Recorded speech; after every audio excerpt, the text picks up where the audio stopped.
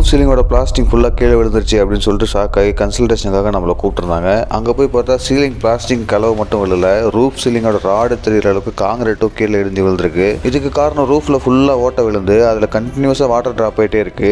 கீழே பார்த்தீங்கன்னாலும் அந்த water droplet marks இருக்கும். அதே மாதிரி ரூஃபில் பார்த்தீங்கன்னாலும் அந்த வாட்டர் ட்ராப்லெட் அப்படின்னு நமக்கு ட்ராப்ஸாக தெரியும். இந்த போர்ஷனுக்கு பக்கத்து போர்ஷன் பார்த்தீங்கன்னாலும் தெரியும், பயங்கரமாக டேமேஜ் ஆயிருக்கு. பெயிண்ட்லாம் உறிஞ்சி வந்திருக்கு, பயங்கர ஈரமாக இருக்குது. இதுவும் உழுவுற கண்டிஷனில் தான் இருக்குது. இந்த மாதிரி அறிவிடு தான் அது முன்னாடியே கொடுத்துருக்கோம். பட் அதை பார்க்காம விட்டாங்க.